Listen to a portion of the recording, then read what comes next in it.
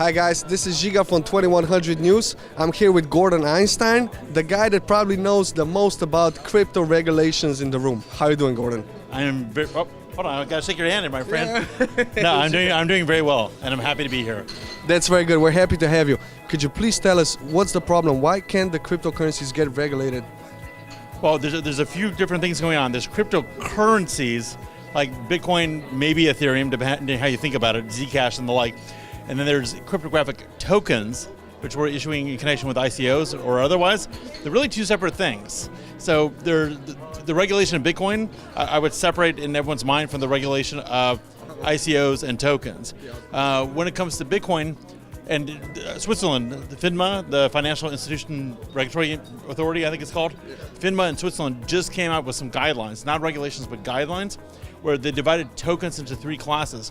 There's sort of payment currency tokens, which is one class. There's utility tokens, which are essentially licenses to use a platform. And then there's asset tokens, which they would argue are more like regular securities. And so that might be a good way of dividing them up. Now, if you take Bitcoin, it would be a payment token or currency token. It's just a way of transmitting value back and forth. And the concerns when you're transmitting value back and forth, especially internationally, are money laundering, terrorist financing, and taxes. So that's one category of thing. Another category of thing is when you're issuing tokens to raise money to build a platform. The consensus in the US, right or wrong, and I think it may be wrong, and that's the next conversation, is that when you issue those tokens in order to get money, in order to build a platform, they're securities while the platform is being built. Even if later on, they won't be securities once the platform is built. The idea is that when people are buying those tokens in advance of them being functional, they're not buying them because they're going to be usable, they're buying them because they have an expectation of profit. Now, is that true? I don't know if it's true, but there's an argument back and forth. But it's probably the safe thing is to treat it like that's the case. And that's what I'll be speaking about. There's this concept of a SAFT, which is a simple agreement for future tokens. The idea is that while the tokens would be securities, you don't issue them. You issue these SAFTs to wealthy investors, knowledgeable investors, what we call accredited investors, and only to them, under certain conditions, use that money to build a platform, and then once the platform is built, convert the SAFTs into the tokens. Now, it makes sense to me, but the SEC just sent out a whole bunch of subpoenas apparently yesterday or the day before, where they're digging into how people are doing these things. And I'm all in favor of that. This needs to be regulated. I'm not in any way suggesting a Wild West approach. I don't want money laundering. I don't want people cheated. I don't want any of that stuff. But what the Wall Street Journal just did is they started talking badly about SAFs, which makes me think they didn't really know what they're talking about. Because when you do a SAF correctly, it's pursuant to a legal exemption. Okay, there's a basic rule that you need to register securities. When you do a SAF and you do it the right way, you do it according to a legal exemption. It is legal. Okay, and when you do your anti-money laundering and you know your customer and you make them not transferable and you don't go crazy with the discounts, there's all these restrictions, but everything in life has restrictions. When you do it that way, there's no question that's illegal. So for them to be slamming this productive way of raising capital in general made me so pissed off that I took my iPhone and I threw it at my TV again. Again. Well, I got a serious. You know it's down there anywhere. Just take my word for it. I have an iPhone that is normally shaped like this, but it's actually bulky like this because I have a case around it because I keep on throwing it at the TV.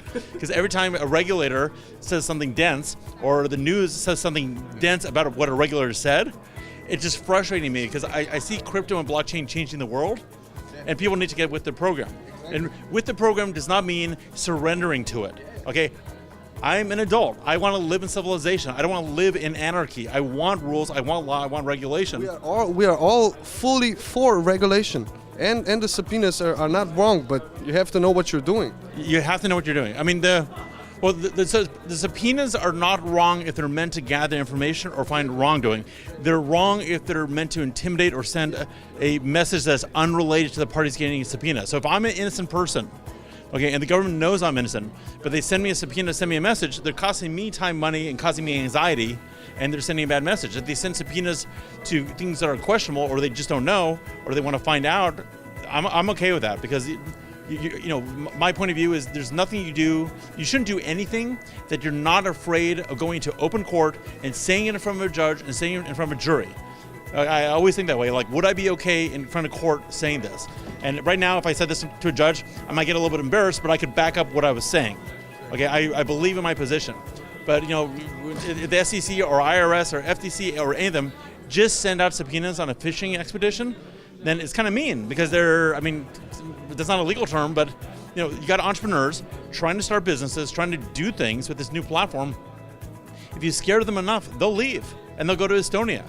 And I don't want them going to Estonia. Estonia's great. I want to succeed with the people who are there. I don't want people to leave the United States and go somewhere else because we scared them away when we shouldn't have. That makes no sense. And I want the world to benefit. That's another little thing of mine. It's a problem that we need to solve, that all these different jurisdictions have different rules.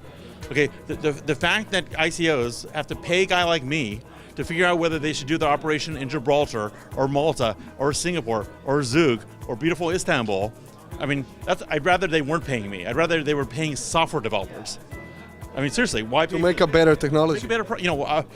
I'm providing a productive service in the sense that the state of the world right now is that these jurisdictions are inconsistent, and someone has to figure it out. So I'm performing a necessary function, but I would prefer that my function was not necessary.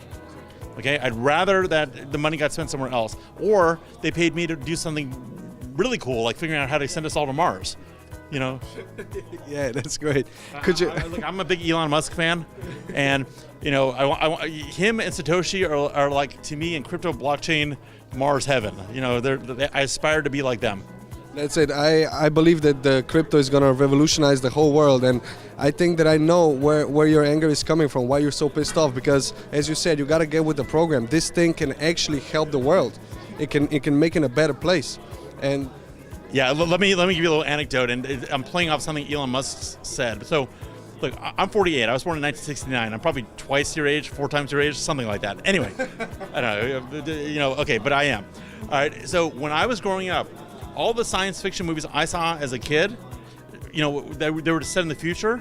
It was like 2018 when we're all like zipping around the spaceship, universe, all that stuff. Well, the time settings of the movies I was growing up with is now. Blade Runner, the first one, is now. 2001: A Space Odyssey already passed. That's ancient history. The sequel, 2010, which is really far out there, that already passed. Like all these periods have passed. Okay, I don't see my flying cars. I don't see my replicants. I don't think we're on Mars. Why are we not finding that all? Everything that we're supposed to find out there. Why are we here? What the heck are we doing? I like that robots are making progress, but we should be fixing the environment in a moment, and have robots and be in the stars and not have, cancer should have been cured a long time ago. All right, so the way I look at it is there's certain systemic constraints on human progress. There's things like the time it takes to gather resources and give them up, the time it takes to liquidate an investment and put it into something new, the time it takes to figure out your way through a legal system. Those all slow us down. Okay, and human progress is based on how quickly we can get through projects and how quickly we can get through processes. Well, blockchain and crypto is not perfect. It's not a panacea for everything, but it can rapidly, it can reduce these systemic constraints. Like another systemic constraint is that anyone other than me, there's no way I can 100% trust them just objectively. I need to check the records of what happened. Well, the whole point of blockchain is you have a perfect record and you don't need to trust. So what if you remove the need for trust but can still do business? How much efficiency does that add to the universe? Okay, and when these individuals, don't at least see that possibility and don't acknowledge that it's out there, yeah, I get pissed off. Now, again, I want law. I don't want people murdered.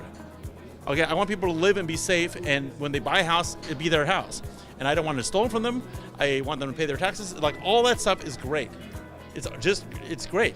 And in fact, a systemic constraint on human progress is the uncertainty of property, right? If I know that when I buy something, it's truly mine, then I'm more willing to invest in it, right? I'm more willing to take care of it. But when it's going to be taken away from me either by roving gangs or by taxes or by this or by that, it's a disincentive for me to invest. And then I just want to just pillage because let someone else make the property and I'll just take it when it's ready. Right? If I can lock in property ownership and make that certain, then people will invest more. So it's look, I'm a fan of humanity. I'm a fan of the United States. I'm a fan of Turkey. Obviously, I'm here. It's like all these places can do well. Okay, so yes, I'm on a mission.